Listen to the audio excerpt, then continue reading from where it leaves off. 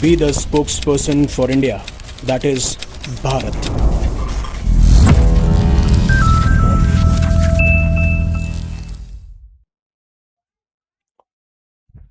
Hello future leaders. अब world economic forum की जो समिट डेवोस में हो रही है उसमें काफ़ी सारे ऐसे मुद्दे हैं जिस पे हमने खुद भी बात करी है, वीडियोस बनाए हैं एंड पूरा वर्ल्ड भी इन बारे में बात कर रहा है। अब चाहे से जब यूरोपियन यूनियन कमीशन की प्रेसिडेंट उर्सुला मैम ये कहती हैं कि हम इंडिया के साथ में एक ऐसी ट्रेड डील करने वाले हैं जो मदर ऑफ ऑल डील्स के बारे में बात की जाती है। इवन अभी न्यूज़ ये भी निकल के आ रही है कि वो कोई स्ट्रैटेजिक और डिफेंस एग्रीमेंट भी साइन कर सकती हैं इंडिया के साथ में।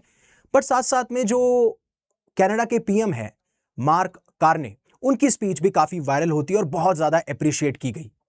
बट वहीं पे डोनाल्ड ट्रंप आते हैं और डोनाल्ड ट्रंप को यह पता है कि कैसे हेडलाइंस बनानी होती हैं, कैसे एक पूरे इवेंट को हाईजैक करना होता है और कैसे सामने वाले को न्यूट्रलाइज करना होता है।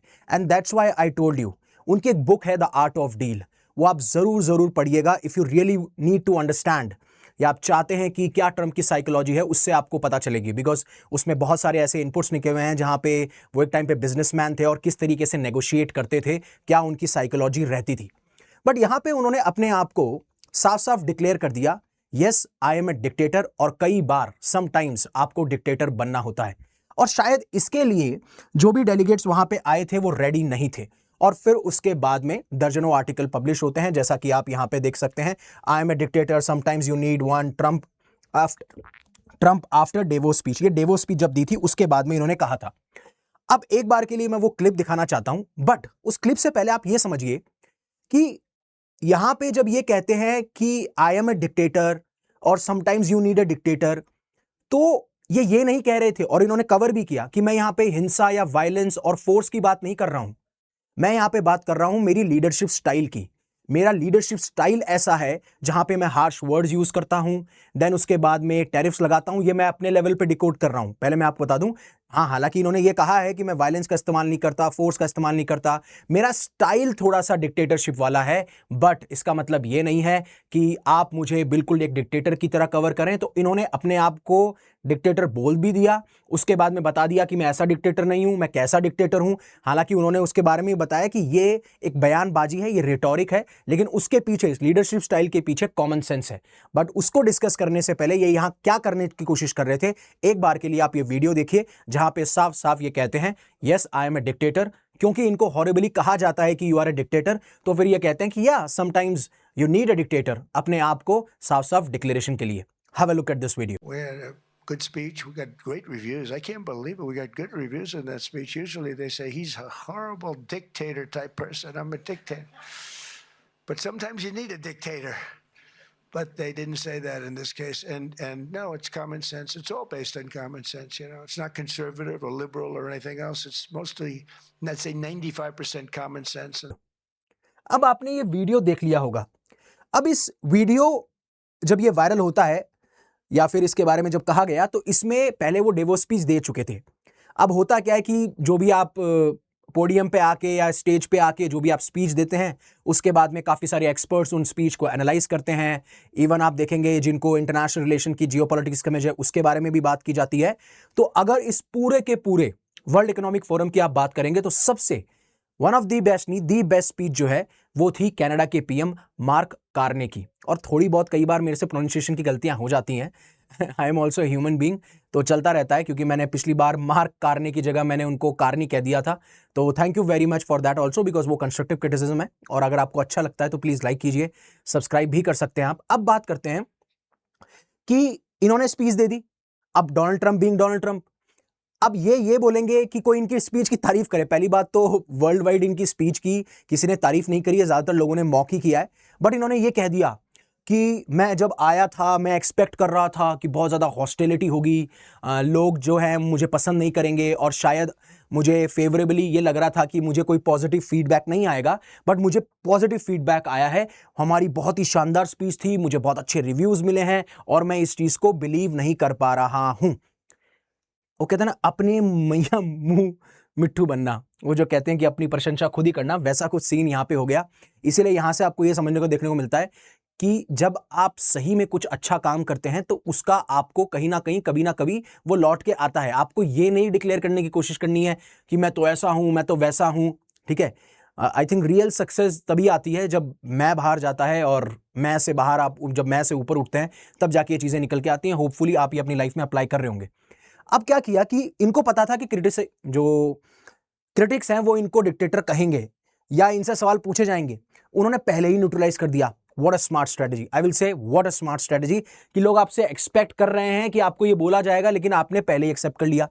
फिर उसके बाद में ये बोलते हैं कि ये मेरी विचारधारा पे नहीं है, कि जिस तरीके से नाजी जर्मनी के दौरान हिटलर को डिक्टेटर कहा जाता था, फिर नॉर्थ कोरिया के अंदर किम जोंग उन को कई बार डिक्टेटर कहा जाता है। यहां पे मैं कंजर्वेटिव आइडियोलॉजी या रूढ़िवादी आइडियोलॉजी या लिबरल आइडियोलॉजी पे नहीं, मैं विचारधारा के बेसिस पे डिक्टेटर नहीं हूं, मैं कॉमन सेंस वाला डिक्टेटर हूं। कॉमन सेंस मतलब इस टाइम पे अगर कोई डिमांड है, इस टाइम पे अगर कोई ऐसी सिचुएशन अनफोल्ड हो रही है जिसके रिगार्डिंग इन्हें ऐसा स्टेप लेना है जो रियल वर्ल्ड में काम आएगा, तो ये लेते हैं। फॉर एग्जाम्पल, जब ये बोलते हैं कि ग्रीनलैंड नेशनल सिक्योरिटी के लिए इंपॉर्टेंट है, तो अगर मुझे हार्श वर्ड्स यूज करने पड़ेंगे, मुझे थ्रेट्स लगाने पड़ेंगे, या फिर मैं मिलिट्री फोर्स के बारे में बात करूंगा, तो ये मैं इसलिए कर रहा हूं क्योंकि मेरी कॉमन सेंस ये कहती है कि मैं ग्रीनलैंड को बचाना चाहता हूं, ग्रीनलैंड को प्रोटेक्ट करना चाहता हूं रशिया और चाइना से, जो कि आज के टाइम पे सबसे बड़ा थ्रेट है। ऐसे ही वेनेजुएला में इन्होंने किया कि ड्रग बहुत बड़ा थ्रेट हो रहा है, वेनेजुएलन रजीम है वो एक फॉरेन टेररिस्ट ऑर्गेनाइजेशन है। तो इस तरीके से कहते हैं कि ये कॉमन सेंस है, मैं किसी विचारधारा पे काम नहीं कर रहा, इससे ये इसको सेटिस्फाई या फिर आप जस्टिफाई करने की बात कर रहे हैं। लेकिन क्या इससे पहले भी हुआ है। फॉक्स न्यूज पे इनका एक इंटरव्यू था, सीन हैनिटी ने इनका इंटरव्यू लिया था। उन्होंने कहा था कि हाँ, मैं एक डिक्टेटर रहूंगा एक दिन के लिए, बट सिर्फ एक दिन के लिए, on the first day of my office, जब मैं पहले दिन अपना कार्यभार संभालूंगा उस दिन मैं डिक्टेटर होऊंगा। इसके बारे में इन्होंने बात की थी। लेकिन सबसे पहली बार जब सवाल उठे कि डोनाल्ड ट्रंप क्या डिक्टेटर हैं या नहीं है, तो काफी सारे ऐसे लोग थे जिन्होंने ये कहा कि हमें इनकी जरूरत नहीं है, हमें अपनी फ्रीडम चाहिए, ये एक डिक्टेटर हैं। काफी सारे लोग ये कह रहे थे, और ये भी कहा कि may be we like a dictator also. तो कुछ दो गुट थे, एक तरफ ये था कि हाँ, हमें डोनाल्ड ट्रंप पसंद है, हम डिक्टेटर को पसंद करते हैं, और कुछ लोग ये कह रहे थे कि ये डिक्टेटर हैं, ये फ्रीडम को कॉम्प्रोमाइज कर रहे हैं। और ये सब कुछ हुआ था अगस्त 2025 में। अब अगस्त 2025 में हुआ क्या कि इन्होंने अलग अलग वॉशिंगटन, लॉस एंजलिस, यहां पे नेशनल गार्ड को डिप्लॉय कर दिया कि जहां पे क्राइम रेट बढ़ रही है या क्राइम के इंसिडेंट ज्यादा देखने को मिल रहे हैं तो आपको उनको क्रैकडाउन करना पड़ेगा। फिर जैसे ही आते हैं वो डिपोर्टेशन करना शुरू करते हैं उन इलीगल इमिग्रेंट्स का जो अलाउड नहीं है, जिनके पास में वैलिड डॉक्यूमेंट्स नहीं है। और वो एक स्टेप सही भी है, अगर आप ऐसा करते हैं तो बिल्कुल ठीक है। इलीगल इमिग्रेंट्स को जहां के हैं वहां भेज देना चाहिए, बिकॉज उसके बाद में बहुत ज्यादा केओस आपको देखने को मिलता है, उससे काफी बार क्राइम भी लिंक होता है। और इवन इन्होंने काफी सारे एग्जीक्यूटिव ऑर्डर्स दिए कि जो लोग हमारा झंडा जला रहे हैं यूएस का, अगर उनको बर्न कर रहे हैं तो उनको प्रोसिक्यूट किया जाना चाहिए। उस टाइम पे ये चीजें निकल के आती हैं। तब उस टाइम पे इन्होंने कहा था, I don't like a dictator and I am not a dictator. But 2025 के बाद में लगभग 3-4 महीने बाद ये कहते हैं डेवोस की समिट में कि yes, I am a dictator and sometimes you need to become a dictator. Are you getting my point? ये साफ साफ ये दर्शा रहे हैं कि आप अगर मेरा क्रिटिसिज्म करने आ रहे हो तो मैं उसके लिए रेडी हूं। मुझे पता है कि किस टाइम पे कौन से शब्द, कौन सा थ्रेट या कौन सी सिचुएशन को कैसे चेंज करना है। और इसलिए काफी बार मुझे डोनाल्ड ट्रंप इन चीजों पे काफी बार पसंद आते हैं। देखिए, एट द एंड अगर आपका इंटेंशन है इन चीजों को अचीव करने का, अब इसीलिए मैं बोलता हूं कि आप जब एक लीडर को जानना चाहते हैं तो उसकी पहले बायोग्राफी पढ़िए, आप उसको देखिए, जानिए, समझिए। जब आपको पता चलेगा कि, और ये भी देखिए कि किस कंटेक्स्ट में वो आ रहा है, राइट। इनका सेकंड टर्म चल रहा है जो कि फाइनल टर्म होने वाला है, तो अपने आप को ये हिस्टोरिक प्रेसिडेंट बनाने वाले हैं कि ऐसा प्रेसिडेंट जिसको सब याद रखे, उनको याद रखा जाएगा, राइट। तो इन्होंने कहा कि मैंने जब ये देखा कि जब मैं बयानबाजी कर रहा था ग्रीनलैंड के ऊपर तो उसकी वजह से टेंशन बहुत ज़्यादा हो गई थी। इवन नेटो अलीज और हमारे बीच में टेंशन क्रिएट हो गई थी। लोगों को लगा कि मैं फोर्स यूज़ करूंगा, बट मैं फोर्स यूज़ नहीं करूंगा और ना मैं चाहता हूं कि मैं फोर्स यूज़ करूं। तो यहाँ पे ये कहने की कोशिश ये कर रहे हैं कि मैं एक स्ट्रॉन्ग मैन वाली आइडियोलॉजी और पर्सोना रखता हूं जिससे कि मैं अपनी डील कर सकूं। मैं यहाँ पे डील वाला आदमी हूं, मैं डील करने आता हूं, मैं वॉर मॉन्गरिंग करने नहीं आता, मैं वॉर नहीं करता। बहुत अच्छी बात है, ठीक है। अब बात यह है कि अब ग्रीनलैंड पे इन्होंने साफ साफ नेटो सेक्रेटरी के साथ में एक बैठक करी और बोला, फिर ट्रू सोशल पे इन्होंने कहा कि मेरी एक प्रोडक्टिव मीटिंग हुई है नेटो के सेक्रेटरी जनरल मार्क रूट के साथ में, और हमने एक फ्रेमवर्क बनाया है जिसमें कि हम फ्यूचर डील पे बात करेंगे विद रिस्पेक्ट टू ग्रीनलैंड। और ना खाली ग्रीनलैंड, हम आर्कटिक रीजन पे भी बात करते हुए नजर आएंगे, और धीरे धीरे ये बहुत इंपॉर्टेंट होगा। और इसी अंडरस्टैंडिंग के बेसिस पे जो मैं टैरिफ लगाने वाला था 1 फरवरी को, बाकी यूरोपियन अलाइज डेनमार्क और 7 अदर यूरोपियन कंट्रीज, वो मैं अब पॉज कर रहा हूं, वो मैं नहीं लगा रहा हूं। इसके ऊपर डिस्कशन चलता रहेगा, president of the United states of America. लेकिन ऐसा क्या हुआ कि डोनाल्ड ट्रंप ने बैक डाउन कर लिया ग्रीनलैंड के ऊपर से? कि अब वो ग्रीनलैंड से मिलिट्री फोर्स क्यों नहीं इस्तेमाल, इसके बारे में एक शॉट आएगा बहुत ही ज्यादा डिटेल के अंदर, या तो आज रात को या कल सुबह आपको मिल जाएगा। बट आप समझिए रिपोर्ट्स ये कह रही थी कि जो व्हाइट हाउस के अंदर काफी गुट बट चुके थे। अब एक तरफ ये गुट कह रहा था कि हमें मिलिट्री फोर्स का इस्तेमाल करना चाहिए, जिसमें स्टीफन मिलन का नाम सबसे ज्यादा लिया जा रहा है, और एक तरफ जो वाइस प्रेसिडेंट है यूनाइटेड स्टेट्स के, जिसमें जेडी वांस, देन उसके बाद में secretary of state Marco Rubio, ये कह रहे थे कि हमें कामली और बहुत ही पीसफुली नेगोशिएशन करना चाहिए, हमें मिलिट्री फोर्स का इस्तेमाल नहीं करना चाहिए, ये डैमेज कर सकता है यूएस और यूरोपियन यूनियन के रिलेशंस को। इवन जो आप टैरिफ की बात कर रहे हो, ये भी ग्लोबल इकोनॉमी को हर्ट कर सकता है, और ज्यादातर ये हर्ट करेगा यूएस और ईयू को।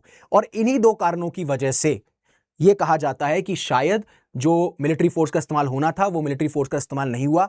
अब हालांकि मुझे पहले भी पता था, मैंने अपने आप को उस टाइम पे स्टेप बैक कर लिया था, कि बिकॉज मैं उस टाइम पे कंफर्म नहीं था कि मिलिट्री फोर्स का इस्तेमाल होगा कि नहीं होगा, इसलिए मैंने कहा नहीं। लेकिन जब बात आती है गाजा बोर्ड ऑफ पीस की, तो मैं कह चुका हूं कि India will not join it, और दैट्स व्हाई अभी तक कोई भी कमेंट नहीं आया इंडिया की तरफ से। इवन रशिया की तरफ से आ चुका है, बट इंडिया की तरफ से इस पर कोई भी कमेंट नहीं आया है। और ऑफिशियली अब Gaza board of peace formally announcement के साथ साथ में ये एस्टैब्लिश भी हो चुका है, और as a international organization establish किया जा चुका है। और मैंने कहा था आज ही के दिन पे यहां पे साइनिंग सेरेमनी होगी, जिसमें काफी सारे लोग थे, और इवन पाकिस्तान ने भी इसको ज्वाइन कर लिया है। हालांकि इजराइल इसको ज्वाइन नहीं करना चाहता था, मतलब करना ये नहीं चाहता था, इसका मतलब ये नहीं था कि वो ज्वाइन नहीं करना चाहते, वो इसलिए कह रहे थे कि आपने तुर्की और कतर को लिया है, जिनकी हमारे साथ में बनती नहीं है, अच्छी रिलेशनशिप नहीं है। पाकिस्तान की मिलिट्री जो कि गाजा स्टेबलाइजेशन फोर्स का हिस्सा होने वाली थी, उनके लिए रिजेक्ट किया गया, लेकिन उनको भी आपने मेंबर बना लिया। इसीलिए इजराइल जो है अपने कंसर्न्स को एक्सप्रेस कर रहा था। बट वहीं पर जियोपॉलिटिकल एक्सपर्ट ये कहते हैं कि इजराइल के पीएम बेंजामिन नेतान्याहू जो हैं वो नहीं चाहते कि गाजा में स्टेबिलिटी आए, और स्पेशली गाजा में कोई भी अगर ऐसी डील होती है जहां पे उनको खतरा हो सकता है, उनको डेंजर हो सकता है, तो वो इस डील को सैबोटाज करने की कोशिश करेंगे। अब यहां पे मेरा पॉइंट ऑफ व्यू है, उनकी एक ही डिमांड है, चाहे वो डोनाल्ड ट्रंप हो या फिर इजराइल के प्राइम मिनिस्टर, की हमास को डिसार्म करना है, हमास को वेपन गिव अप करना है। और यही चीज डोनाल्ड ट्रंप ने यहां पे भी कही कि अगर हमास अपने वेपन्स गिव अप नहीं करता है तो there will be hell to them, और ये पहले भी कह चुका हूं, और इस बार इनका खात्मा हो जाएगा। और ये सारे लोग थे जो प्रेजेंट थे। अब जैसे आप पाकिस्तान के प्राइम मिनिस्टर शहबाज शरीफ ले लीजिए, कजाकिस्तान के प्रेसिडेंट थे, जॉर्डन के मिनिस्टर ऑफ फॉरेन अफेयर्स थे, बहुत सारे मोरक्को के लोग थे, अर्जेंटीना, आर्मेनिया, अजरबैजान, बुल्गारिया, ये सारे लोग जब गाजा बोर्ड ऑफ पीस में साइन हो रहे थे तब ये पाए जा रहे थे। और ट्रंप ने यूक्रेन और रशिया यूक्रेन वॉर के बारे में बात करी कि जब ये बोर्ड ऑफ पीस आएगा तो प्रिटी सून हम इसको भी, इस कन्फ्लिक्ट को भी सॉल्व कर लेंगे। लेकिन सबसे बड़ी दिक्कत यह है कि जो एक हेट्रेड है ना पुतिन और जेलेंस्की दोनों के बीच में, ये सबसे बड़ी रुकावट बनती है when it comes to this deal. ये ट्रंप का मानना है। इस तरीके से इन्होंने इसके बारे में बात करी। होपफुली आपको पूरी पिक्चर क्लियर हो चुकी होगी। आपका क्या मानना है, आपका क्या ओपिनियन है, प्लीज कमेंट सेक्शन में जरूर बताइएगा।